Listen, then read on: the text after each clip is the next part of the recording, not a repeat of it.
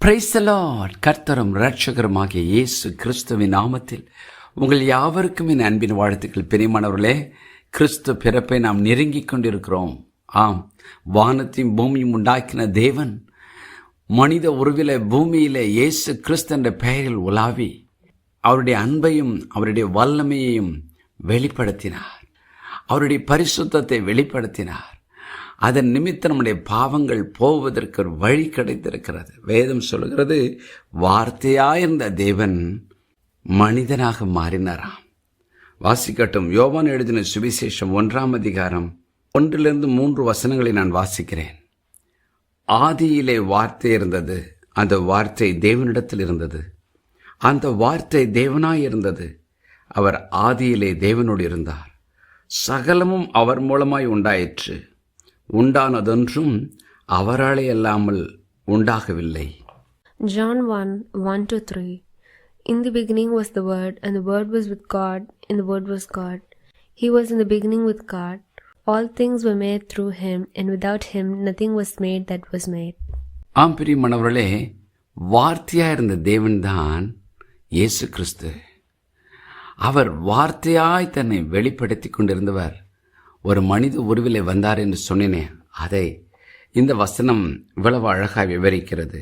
அதே யோவான் 1ஆம் அதிகாரம் 14ஆம் வசனத்தில், அந்த வார்த்தை மாம்சமாகி கிருபையினாலும் சத்தியத்தினாலும் நிறைந்தவராய் நமக்குள்ளே வாசம் பண்ணினார். அவருடைய மகிமையை கண்டோம். அது பிதாவுக்கு ஒரே பேரானவருடைய மகிமைக்கு ஏற்ற மகிமையாகவே இருந்தது. John 1:14. And the Word became flesh and dwelt among us, and we beheld his glory, the glory as of the only begotten of the Father, full of grace and truth. ஆம் பிரியமானவர்களே, அந்த வார்த்தை மாமிசமாகி கிருபையினாலும் சத்தியத்தினாலும் நிறைந்தவராய் மனிதர்களாகி நமக்குள் வாசம் பண்ணினாராம். இன்றைக்கு கூட இந்த வார்த்தைகளை கேட்கிற ஒவ்வொரு தேவஜனமும் புரிந்து கொள்ள வேண்டிய ஒரு மகிமையான சத்தியம், தேவன் தன் அன்பை காண்பிக்க வார்த்தையாய் வெளிப்பட்டார். அதே தேவன் தன்னுடைய அன்பை காண்பிக்க வார்த்தையாய் வெளிப்பட்டவர் இப்பொழுது மனிதனாய் பூமியில் வெளிப்படுகிறார்.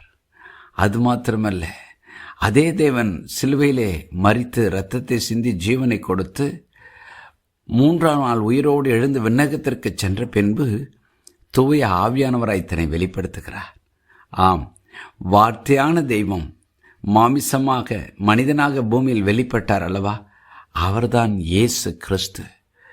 அவர் இந்த பூமியில் வந்த நோக்கத்தை ஒவ்வொருவரும் புரிந்து கொள்ள வேண்டும் என்று சத்திய வேதம் மறுபடியும் நமக்கு ஒரு காரியத்தை விளங்க பண்ணி கொண்டிருக்கிறது. அது என்ன? கிருபையையும் சத்தியத்தையும் மனுமக்களாகிய நாம் பெற்றுக்கொள்ளும்படித்தான் இயேசு இந்த பூமிக்கு இறங்கி வந்தார். ஒரு பக்கம் கிருபை, மறுபக்கம் சத்தியம்.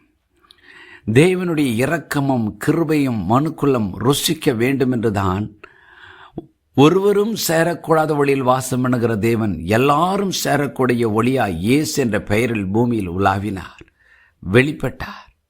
ஆம், அவரிடத்தில் ஒரு பக்கம் கிருபை கிருபை கிருபை வெளிப்பட்டது, மறுபக்கம் அவரிடத்திலிருந்து சத்தியம் பிரவாகித்து வந்து கொண்டிருந்தது. இந்த வார்த்தைகளை கேட்கிற தேவஜனமே, கிருபையும் சத்தியத்தை இந்த பூமிக்கு கொண்டு வர வார்த்தையாயிருந்த தெய்வம் மனிதனாய் இறங்கி வந்தார். இன்றைக்கு இந்த வார்த்தைகளை கேட்கிற ஒவ்வொருவருடைய வாழ்க்கையிலும் அவர் என்றென்றைக்கும் கூட இருப்பார். ஆகவே தான் வேதத்தில் அவருக்கு ஒரு பெயர் இருக்கிறது, இம்மானுவேல். தேவன் நம்மோடு இருக்கிறார். ஜெபம் பண்ணுவோமா?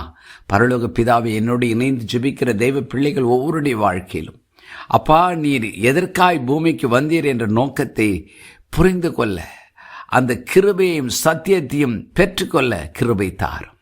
இயேசுவின் நாமத்தில் பிதாவே, ஆமென்.